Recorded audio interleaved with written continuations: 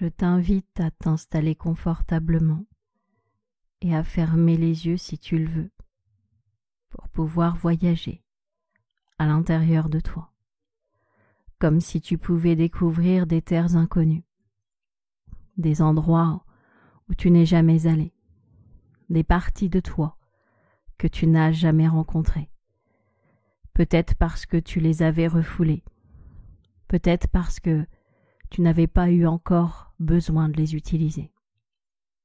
Toujours est-il qu'il est fort probable que tu aies cette impression particulière d'être plus complet, comme si tu étais composé de plus de possibilités. Et je ne sais pas quelle est la partie de toi qui va rentrer en hypnose en premier, car ce n'est pas du tout ce qu'on s'imagine. Être en hypnose, c'est être concentré. Qu'on ait l'impression d'être ici ou dans la lune, peu importe finalement, car l'inconscient, lui, m'entend. Il enregistre tout ce que je lui raconte pour pouvoir le réutiliser dans les nuits d'après et permettre à ton être entier de pouvoir être plus épanoui que jamais. Et justement, j'aimerais commencer par te raconter une histoire un peu particulière. Un homme, pour faire plaisir à sa femme, lui avait organisé un voyage surprise, un safari dans le sud de l'Afrique. Elle avait été très heureuse et en même temps elle n'avait pas osé lui dire un seul instant qu'elle avait très peur. Peur d'être attaquée par un lion ou quelque chose comme ça. Elle ne voulait pas descendre du 4x4, hors de question qu'elle mette un pied dans la savane. Mais elle souriait, et elle faisait croire à son mari qu'elle l'adorait, alors qu'au fond d'elle, elle était terrorisée. Elle s'est retenue d'aller aux toilettes toute la journée, tellement elle ne voulait pas descendre du 4x4. Et puis les vacances se sont terminées, et elle a dit à son mari « Merci pour cette surprise, c'était vraiment super, mais la prochaine fois, j'aimerais bien qu'on décide ensemble du lieu où on va aller. » Lui n'avait pas vraiment compris. Elle avait tellement caché ça au fond d'elle qu'il était persuadé qu'elle avait apprécié. La fois d'après, il lui proposa d'aller nager avec des requins. Elle n'en avait absolument pas envie non plus, et elle réussit à lui dire qu'elle préférait des dauphins. Et son mari trouva une destination où ils pouvaient faire les deux. Mais elle n'arrivait toujours pas à lui dire ce qu'elle ne voulait pas. Elle n'arrivait toujours pas à lui exprimer sa peur, comme si elle était honteuse, comme si elle se sentait coupable d'être vulnérable. Mais une fois dans l'eau, entourée de requins, même si la veille elle avait vu des dauphins, il sentit bien que cette fois-ci, elle ne pouvait plus faire semblant. Alors ils remontèrent à la surface et ils commencèrent à en discuter sérieusement. Pourquoi est-ce que elle cachait à ce point qu'elle avait peur? Et c'est en discutant qu'ils sont remontés à ce qui s'était passé lorsqu'elle était enfant. Elle avait eu très peur, mais elle n'avait pas dû le montrer. Sinon, les cambrioleurs l'auraient entendue lorsqu'elle était cachée. Et je ne sais pas si tu comprends que parfois, il y a des peurs qui viennent de très loin, de notre enfance ou de nos ancêtres. Et je ne sais pas si tu savais que cette peur était peut-être cachée à l'intérieur de toi, dans des endroits que tu n'avais pas encore explorés. Et même si tu ne l'avais pas encore rencontrée, elle peut t'influencer. C'est la raison pour laquelle tu vas pouvoir t'autoriser à visiter tes terres inconnues, même celles sur lesquelles des choses qui ne t'appartiennent pas se sont réfugiées, un peu comme des expatriés qui se sont installés là. Et tu pourrais faire le tour de toi depuis l'intérieur et sentir qu'il y a peut-être certaines choses à apaiser, certaines choses à rendre à qui cela appartient, que peut-être il y a certains réglages à faire. La prudence est nécessaire, mais la confiance aussi. C'est la raison pour laquelle tu vas pouvoir trouver tes justes milieux. Et justement, j'aimerais te raconter une autre histoire, celle d'une famille chez qui il y avait une immense bibliothèque. Chaque semaine ou presque, un nouveau livre était acheté. Et tout le monde le lisait. Il faut dire que les enfants avaient 13 et 14 ans, et ils lisaient les mêmes livres que leurs parents. Bientôt, il n'y eut plus de place dans cette bibliothèque. Alors ils réfléchirent. Est-ce qu'ils allaient en construire une nouvelle? Ou bien est-ce qu'ils allaient faire du tri dans celle-ci? Ou bien peut-être qu'en poussant les livres dans le fond de l'étagère, ils pourraient rajouter une deuxième rangée. Mais ça ne serait pas très pratique pour retrouver les livres placés derrière. Alors ils décidèrent de faire un grand conseil de famille, de se réunir et de prendre chaque livre pour savoir ce que chacun en avait pensé. Est-ce que vous voulez le garder? Est-ce qu'on le met derrière un autre? Ou est-ce qu'on le laisse en avant? Et bizarrement, chacun en avait pensé quelque chose de très différent. Si certains l'avaient adoré, l'autre avait été dérangé par sa lecture et d'autres l'avaient détesté. C'était incroyable. 4 personnes qui vivaient sous le même toit, qui lisaient les mêmes livres, qui partaient en vacances au même endroit, avaient des goûts différents à ce point. Ils décidèrent de partager la bibliothèque en 4 et de laisser chacun choisir ce que sa bibliothèque allait contenir. Seulement parfois ils étaient 2 à avoir adoré le même livre. Ce n'était toujours pas la bonne solution. Alors ils décidèrent de faire d'une autre façon.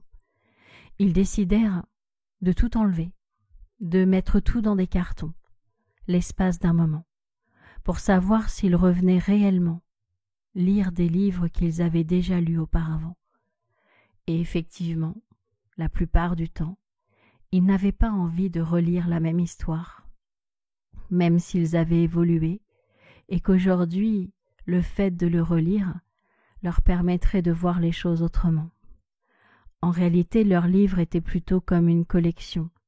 Quand ils voyaient la couverture, cela suffisait à réveiller quelque chose en eux. Comme si le livre s'adressait à eux, en leur permettant de se souvenir de ce qu'il contenait, mais pas besoin de le lire pour cela. Et je ne sais pas si tu comprends que mes histoires ont exactement le même pouvoir.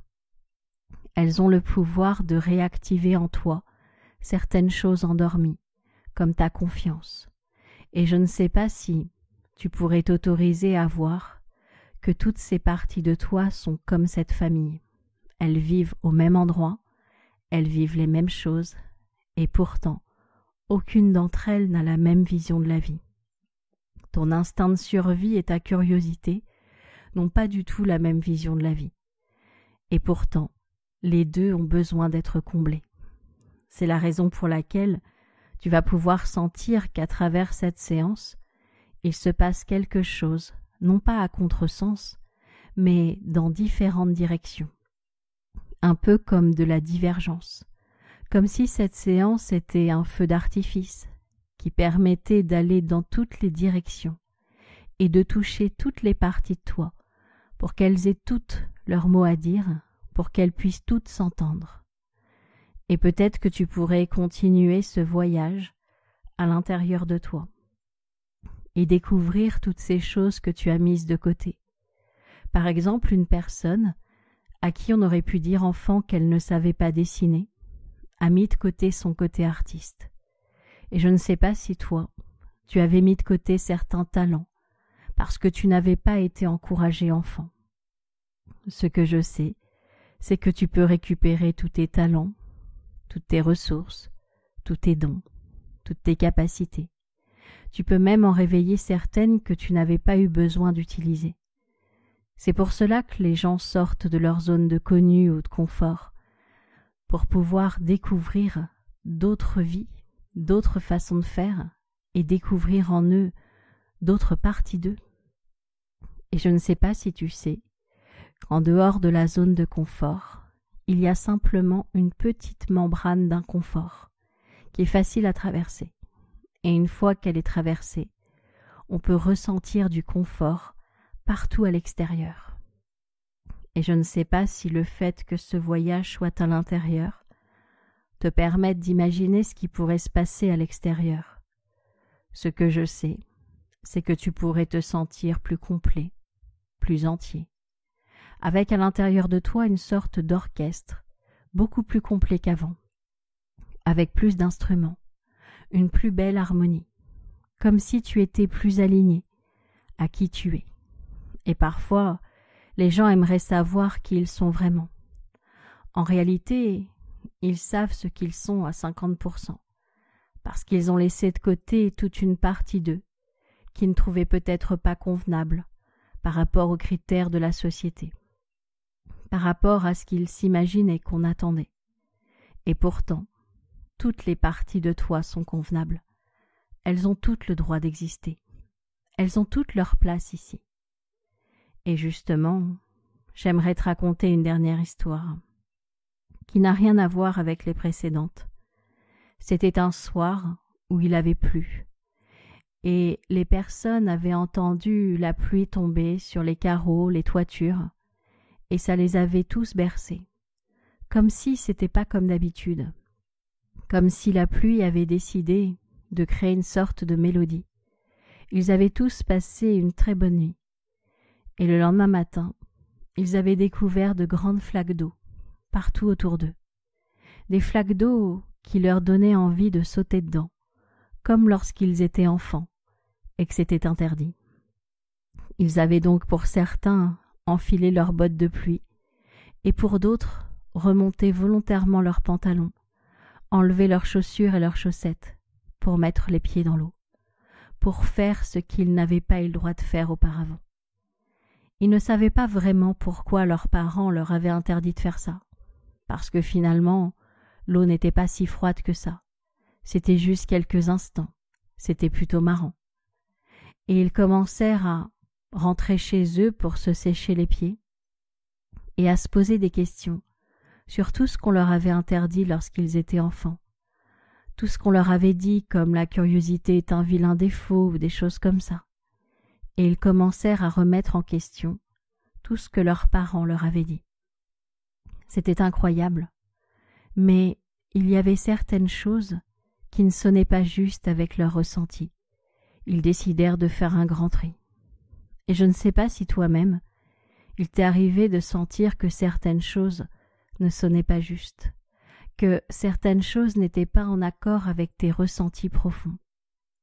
Et cette séance va te permettre également de te reconnecter à ton intuition, à tes ressentis, d'être plus à l'écoute de toi-même et de toutes tes parties. Parce que parfois, il y a une partie qui essaye de s'exprimer et on ne l'écoute pas, on ne l'entend pas.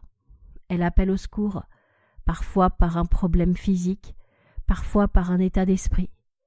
Et je ne sais pas si tu pourrais profiter de cette séance pour aller écouter toutes les parties de toi qui ont besoin de s'exprimer, de te dire certaines vérités pour que tu puisses mieux avancer.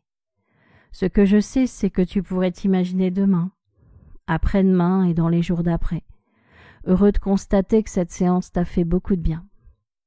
Et quand tu le souhaiteras, à ton propre rythme, tu vas pouvoir réunir toutes les parties de toi qui font dorénavant partie de la même équipe. Et tu pourras revenir ici et maintenant, au moment présent, et rouvrir les yeux tout doucement. Je te souhaite le meilleur.